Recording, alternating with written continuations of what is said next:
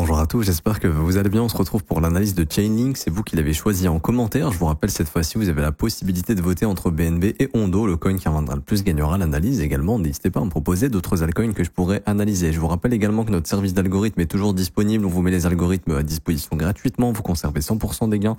Sur les 4 dernières semaines, l'algorithme SPT a fait plus 10,41 Hz, ce qui est extraordinaire. Et également, l'algorithme LIM, la semaine dernière, a fait 39 TP, des TP sur Tao, INJ, TRX, Solana, BTC. Le marché devient dynamique, c'est le moment de se mettre sur ces algos, c'est gratuit. Pour nous rejoindre et avoir accès à ces algorithmes, c'est le premier lien en commentaire épinglé. Tous les liens utiles concernant mon contenu, ça vous ramène sur cette page. Il faut juste s'inscrire sur BitGet via notre lien partenaire. C'est sur BitGet qu'on fait tourner ces algorithmes-là. Vous créez votre compte, validez votre KYC sur la plateforme. Ça également, ça vous donnera la possibilité d'avoir 2 formations gratuitement. Ensuite, vous cliquez sur Obtiens nos algos trading 100% gratuitement. Vous renseignez votre prénom, votre email, votre identifiant BitGet. Vous cliquez sur rejoindre. Et ensuite, vous avez juste à cliquer ici sur configure nos algos de trading. Vous avez 4 petites vidéos à regarder. 1, 2, 3, 4, c'est dans l'ordre et ça vous explique absolument tout sur la configuration. Vous êtes déjà des milliers à utiliser nos algorithmes gratuits. Alors, pour venir sur Chainlink ici, on est dans une dynamique qui est bel et bien haussière. Alors, pas celle-ci, si on regarde le marché comme ça. Et pour le moment, cette dynamique haussière est toujours d'actualité.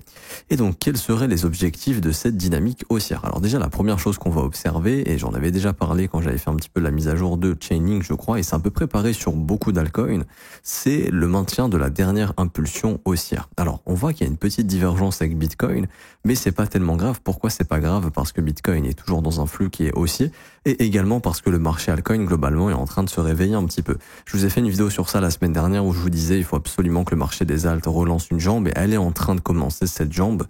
Bien sûr, hein, ça peut très bien faire ça, c'est pas ce qu'on veut voir. On veut justement que cette zone soit maintenue et qu'on soit vraiment en train de relancer une jambe. Si on fait ça, là, vous allez voir de la performance dans le marché des altcoins. Et donc, c'est ce qui est en train de se passer un petit peu pour moi. Et quand je vois la dynamique de prix ici, je vois tout simplement que on est en train d'assister à un retracement sans force ici pour le moment. Alors, on va quand même identifier ici une zone de rejet potentiellement, mais je pense que ça va casser et je pense qu'on va aller un petit peu plus haut.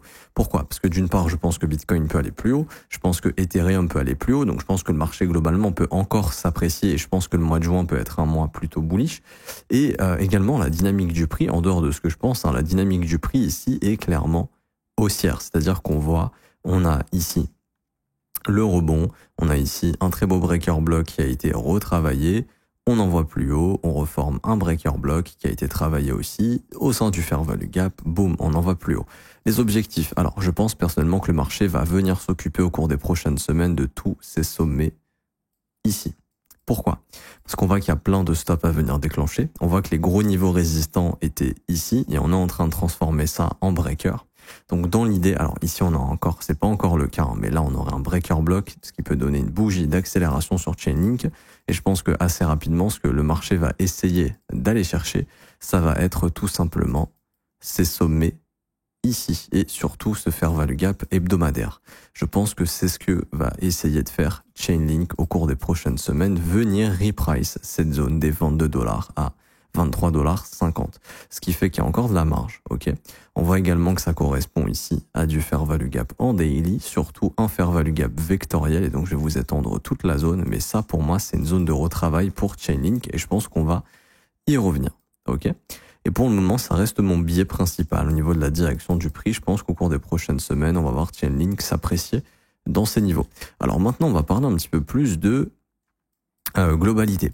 Comme vous le savez, Bitcoin a fait un nouvel ATH, hein, mais il y a beaucoup d'altcoins qui, pour le moment, n'ont pas encore été débordés les sommets de décembre. Et donc ça, c'est ce qui fait que pour le moment, on est sur des divergences potentielles, c'est-à-dire que Bitcoin, ici, a fait un nouvel ATH, hein, mais que Chainlink, pour le moment, est très loin de son sommet de décembre. Et ça, c'est ce qui va causer justement de la divergence ici.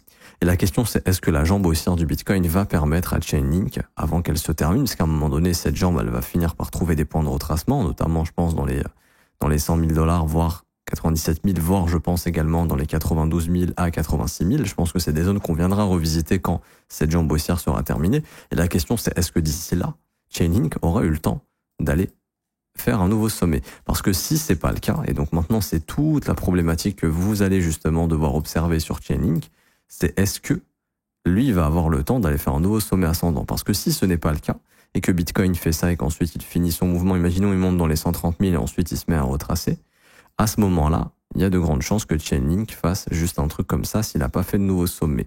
Et si jamais Bitcoin retrace, par exemple comme ceci, ok, comme il le fait à chaque fois, il forme des creux ascendants, mais qu'on fasse un nouveau creux ascendant, la question c'est est-ce que Chainlink fera aussi un creux ascendant?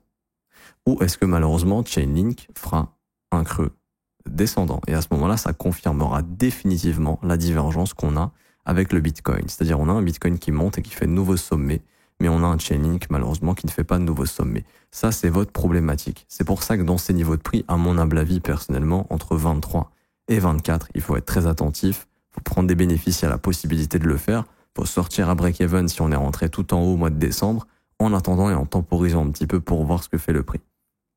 Tout simplement. Pour moi, il n'y a aucune raison ici de ne pas être attentif au niveau du prix en se disant « Ok, je fais gaffe parce que Bitcoin sera quand même bien engagé dans son mouvement et si jamais à un moment donné il se met à retracer, là c'est vrai que ça devient problématique. Tout simplement, ça deviendra problématique puisque vous savez que les altcoins sont plus faibles. Ok, donc ça c'est vraiment le truc qui est hyper important à observer. Maintenant, si dans le meilleur des mondes, on fait un nouveau sommet ascendant, Bitcoin s'en sort très bien, c'est-à-dire que vraiment il part sur une nouvelle jambe haussière assez forte. Imaginons qu'on recalque ce qui a été fait ici, on pourrait avoir vraiment des bougies haussières très impulsives. Peut-être que Bitcoin va monter dans les 150 000 et c'est peut-être cette performance de Bitcoin qui va tirer Chainlink sur un nouveau sommet. Ce serait pas impossible. En fait, à ce moment-là, on continuerait cette dynamique haussière qu'on a initiée ici et l'objectif sera d'aller faire un nouveau sommet. Donc déjà ici, attention, sommet de 2024, tout ce qui est sommet annuel, on fait gaffe, c'est des zones de retournement pour le prix, on prend des bénéfices. Également, j'ai oublié d'en parler, mais la zone de rechargement de short, bien sûr qu'on y fait attention. Vous voyez, là, on est en train de se faire repousser par 38,2. Vous connaissez la règle, on casse 38,2. Très souvent, on va en zone de rechargement de short et du coup, il y a le fair value gap sur les 61,8. Très bonne confluence, ce sera un objectif du prix. Dans le meilleur des mondes, on fait un nouveau sommet. Bien sûr, à 31, on prend des profits. Et l'objectif pourrait être d'aller chercher ensuite ce sommet avec cette mèche juste là des 38$ éventuellement. Alors attendez, je vous retire Bitcoin parce qu'on va voir aussi d'autres petits trucs. On va tracer un fib du top jusqu'au bottom pour voir jusqu'où on s'est arrêté pour le moment. Ici, on a eu la cassure de 38,2. Enfin, on a tenté, on a vite réintégré, mais on peut partir du principe que il y a quand même un irrespect des 38,2. Ce serait pas déconnant d'aller chercher la zone de rechargement de short long terme sur la prochaine vague haussière si Chainlink est assez chaud. Donc là, ça serait entre les 34$ et les 42$. Tout ça, ce sont des zones de profit. Tout ce que je vous donne, ce sont des zones de profit. C'est important de prendre des bénéfices. Prendre des profits, ça ne veut pas dire tout vendre. Rappelez-vous toujours de la courbe risque-temps. Ça, c'est le temps. Ça, c'est le risque. Votre risque initial est ici. Plus le marché monte, plus il s'éloigne de votre prix d'entrée, plus votre risque doit diminuer. Votre risque ne diminue pas si vous vendez pas. Votre risque, il reste exactement le même. Si tu prends des profits partiels, donc tu prends des profits ici, ok ça passe, tu prends des profits ici, ok ça passe, tu prends des profits ici, tout ça c'est baisser le risque et le but c'est de le baisser à zéro, ne plus rien risquer sur sa position et ne sortir qu'en gain potentiellement. Parce que pour moi c'est inadmissible de sortir en perte ou de pas sortir en gain sur ce genre de move. Tout comme sur ce genre de move, c'est pas normal. Vous devez prendre des profits quand ce genre de mouvement intervient. C'est hyper important de le faire. Sinon, vous mangez des gros retracements parce qu'on est sur le marché altcoin, on est sur le marché le moins dynamique de ces dernières années, depuis que le QT a commencé, depuis qu'il y a un resserrement monétaire un petit peu partout dans le monde, et c'est tout à fait normal, et ça peut durer encore comme ça. Donc ça, c'est important de le comprendre. Là, on a une bonne fenêtre de performance pour ces prochaines semaines, puisque la Bitcoin dominance également, ici, est en train de former quand même des signaux qui invitent à penser qu'il y a une deuxième jambe baissière qui va intervenir. Ça, c'était la première, je pense qu'on va en avoir une deuxième, qu'on pourrait revenir par exemple dans les 59-60% de dominance. Donc, perdre 3% de dominance pour Bitcoin, c'est quand même beaucoup, c'est des centaines de milliards de dollars techniquement de valorisation qui peuvent se diriger dans les altcoins. Et je dis pas que ça sort de Bitcoin pour aller dans les alt, je dis juste c'est pour vous donner un petit peu les chiffres que ça peut donner. Et c'est plutôt encourageant pour le marché des altcoins, bien évidemment. Mais encore est-il, pour le moment, on n'est pas encore en train de se dire, ok, c'est sûr que c'est le top définitif. Je vous rappelle quand même qu'on est sur une dynamique bien engagée et qu'un top définitif, ça ressemblerait potentiellement à quelque chose comme ça. Là, oui, on retournerait vraiment dans un marché où l'Ethereum dominance monte et l'altcoin dominance monte, ce qui n'est pas vraiment encore le cas. On est surtout sur des jambes de retracement. Je vous rappelle qu'on était à 54% en décembre, on est monté à 65%, on peut très bien revenir autour des 58, 60%. et malheureusement par la suite remonter, ce qui pourrait retraduire une supériorité du Bitcoin et une faiblesse des altcoins, ça faut bien le comprendre. Donc tout ça, c'est des petits éléments que vous devez prendre en compte, bien évidemment. Je vois pas nécessairement plus de choses à dire. Je vous montre un dernier truc, c'est Link BTC, ici. Et on peut voir que pour le moment, alors on a eu la rupture de la trendline, donc c'est bien, etc. La structure de l'autre côté, donc là, il y a potentiellement un bottom qui tend à se former sur Link BTC. Alors, quand je dis bottom, faut le prendre avec des pincettes, hein. Je vous dis pas ici, bottom to the moon, let's go, on y va. Non, je vous dis juste ici, grosso modo, cette jambe baissière va, à un moment donné, marquer un retracement. Et donc, ce serait pas déconnant, par exemple, hein, là on le voit, cassure de la trendline, structure validée de l'autre côté, le dernier creux pour le moment qui est maintenu avec son fair value gap. Bon, moi j'ai bien envie de me dire que là, il y a moyen pour Chainlink de déclencher une petite surperformance contre Bitcoin. L'idée, c'est pas non plus d'aller faire du to the moon. L'idée, ce serait de retravailler cette jambe ici. De retravailler ces fair value gap serait pas impossible. De venir bouffer ces sommets ici. Ça se voit mieux en daily finalement. Il y a du fair value gap weekly, mais ce serait de venir bouffer tous ces sommets. Et du coup, bah là, c'est une performance environ de 50% face à Bitcoin. Si on fait ça, ça ouvre les portes à avoir un Chainlink qui peut aller chercher plus haut. C'est souvent des calculs que je vais faire, mais grosso modo, je me fixe une target contre Bitcoin. Je me dis que ça, ok, c'est une zone qu'on peut reprice. Alors, vous voyez tous ces sommets ici, là, qui attendent que d'être chassés. Hop, si je vous les dessine, ça, à mon avis, ça peut vraiment péter assez rapidement si jamais il y a une accélération. Et en fait, je calcule ici. Donc, je prends entre 21 000 Satoshi et 23 000, donc en fait on fait 0,00, je prends 21, ensuite je multiplie. Imaginons un Bitcoin à 115 000, bah, ça donnerait combien le Chainlink? Ça donnerait un Chainlink à 24 $. Ok? Si Chainlink revient ici dans cette zone à peu près contre Bitcoin et que Bitcoin vaut 115 000 $, Chainlink vaut 24 $. 24 $, c'est plus ou moins la zone de rechargement de short, ok? Et les zones de fair value gap que je vous ai indiquées. Si jamais Bitcoin est plus haut, donc 0,0021 fois un Bitcoin, je sais pas moi, 125 000, à ce moment-là, ça nous donne un Chainlink à 26 $. Ok? Mais déjà, c'est déjà, vous voyez, ces zones, elles reviennent ici, donc ça sera des zones importantes. Parce qu'imaginons Bitcoin, il top à 125 000 et que Chainlink est juste revenu dans les 21 000 Satoshi face au BTC, bah, ça lui ferait un top dans sa zone de rechargement de short ici. Donc, ça lui ferait un sommet descendant. Et puis, si jamais on a, Link BTC qui vraiment explose bien plus et qu'on a vraiment une grosse jambe ici, et qu'on revient déborder le sommet de 2024, bon bah à ce moment-là, Chainlink sera à 31 000 sats, si c'est sur quoi vous allez spéculer, 31 200 sats à peu près, on fait fois un Bitcoin, allez à 120 000 $, ça fera un Chainlink à 37 $. Donc à ce moment-là, je reviens sur Link USDT, 37 $, c'est plus ou moins au-dessus du sommet de 2024, et donc là ça nous ramène dans la zone de rechargement plutôt long terme, ok? Donc surveillez aussi le graphique contre Bitcoin, c'est assez important. Je m'arrête ici pour aujourd'hui, j'espère que ça vous aura plu. Si c'est le cas, n'hésitez pas à bombarder les pouces bleus, vous abonner, mettre un petit commentaire. Merci à ceux qui jouent le jeu. J'ai lancé un nouvel accompagnement, valeur 4 000 €, mais il est offert. Vous inquiétez pas, vous avez absolument rien à payer.